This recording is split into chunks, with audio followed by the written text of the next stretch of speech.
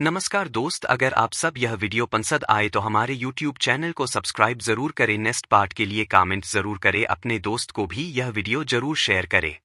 किस धनुर्धर के आगे राम भी नतमस्तक हुए? एक प्रसिद्ध कथा है जो महाभारत के समय की है। इस कहानी में धनुर्धर का नाम गुरु द्रोणाचार्य है। राम, जो भगवान विष्णु के अवतार माने जाते हैं, एक अत्यंत शक्तिशाली और कुशल धनुर्धर हैं। लेकिन जब द्रोणाचार्य ने अपने ज्ञान और कौशल का प्रदर्शन किया तो राम भी उनके सामने नतमस्तक हुए। द्रोणाचार्य की शिक्षाएं और उनकी धनुर्विद्या की क्षमताएं इतनी अद्भुत थीं कि उन्होंने महानतम योद्धाओं को भी प्रभावित किया। यह कहानी हमें सिखाती है कि ज्ञान और कौशल की महत्ता होती है और हमें हमेशा सच्चे गुरु के प्रति श्रद्धा और सम्मान रखना चाहिए। यदि आप इस विषय पर और विस्तार से जानना चाहते हैं या विशेष रूप से किसी अन्य कथा के बारे में जानना चाहते हैं तो बताएं। राम और लक्ष्मण ने एक बार एक धनुर्धर की कहानियां सुनी जिसका नाम राधा था। कहा जाता था कि राधा की धनुर्विद्या इतनी अद्भुत थी कि उसने अनेक योद्धाओं को चुनौती दी थी और उन्हें पराजित किया था। राम ने निर्णय लिया कि वे राधा से मिलेंगे और उनकी क्षमताओं का आकलन करेंगे। एक दिन राम और लक्ष्मण राधा के पास गए। उन्होंने राधा को चुनौती दी और राधा ने उनकी चुनौती को स्वीकार किया। राधा ने अपनी धनुष्बाण की कला से राम को प्रभावित किया। जब राम ने राधा के कौशल का प्रदर्शन देखा तो वे उसकी प्रतिभा के सामने नतमस्तक हो गए।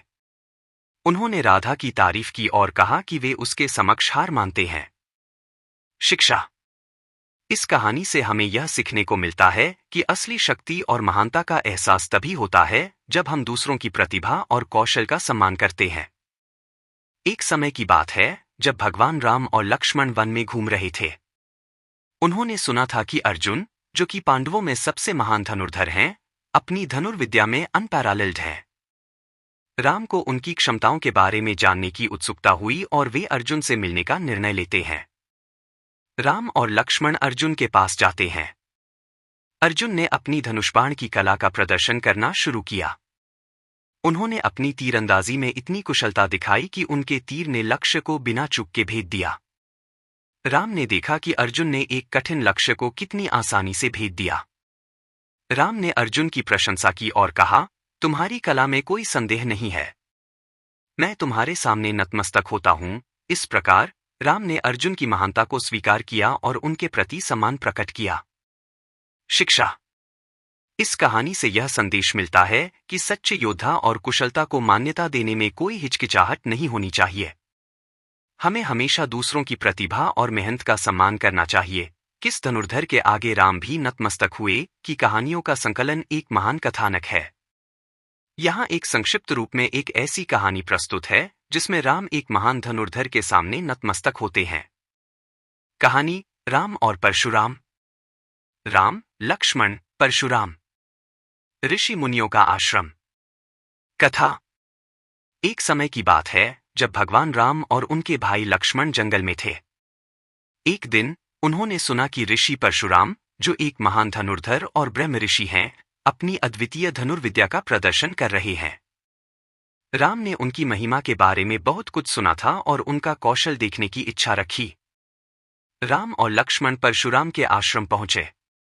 वहां पहुंचकर राम ने परशुराम को प्रणाम किया और कहा, हे गुरुदेव, आपकी धनुर्विद्या की महिमा संपूर्ण संसार में फैली हुई है। मैं आपके समक्ष नतमस्तक होता हूं। परशुराम ने राम को देखा और कहा, मैंने तुम्हारे कौशल के बारे में भी सुना है। क्या तुम मेरी कला को चुनौती देने के लिए तैयार हो? राम ने कहा, आपकी कला अद्वितीय है। मैं आपकी प्रशंसा करता हूं और आपके सामने अपने आप को नतमस्तक महसूस करता हूं।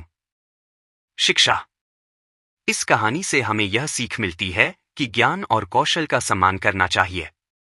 सच्चा धनुर्धर वह है जो न केवल अपनी ताकत दिखाता है बल्कि दूसरों की महानता को भी स्वीकार करता है। राम ने परशुराम के समक्ष नतमस्तक होकर यह सिद्ध कर दिया कि सच्ची महानता में विनम्रता और दूसरों का सम्मान भी शामिल होता है। अगर आप अन्य कहानियों के बारे में जानना चाहते हैं तो बताएं किस धनुर्धर के आगे राम भी नतमस्तक हुए। इसका संदर्भ आमतौर पर परशुराम से होता है। परशुराम, जो भगवान विष्णु का छठा अवतार माने जाते हैं, एक महान धनुर्धर और ब्रह्मा ऋषि हैं। कहानी का सारांश। एक बार भगवान राम और लक्ष्मण परशुराम से मिलने गए। परशुराम ने अपनी अद्वितीय धनुर्विद्या का प्रदर्शन किया, जिससे सभी प्रभावित हुए। जब राम ने परशुराम के कौशल को देखा तो उन्होंने उन्हें सम्मान दिया और कहा, आपकी कला और शक्ति अद्वितीय हैं और मैं आपके समक्ष नतमस्तक होता हूं। शिक्षा। इस घटना से यह सीख मिलती है कि सच्चे योद्धा वे हैं जो दूसरों की प्रतिभा को पहचानते हैं और सम्मान देते हैं। राम ने विनम्रता और सम्मान का उदाहरण प्रस्तुत किया। यदि आप इस कथा के और विवरण या अन्य पात्रों के बारे में जानना चाहते हैं तो बताएं और हमारे चैनल को सब्सक्राइब जरूर करें। धन्यवाद।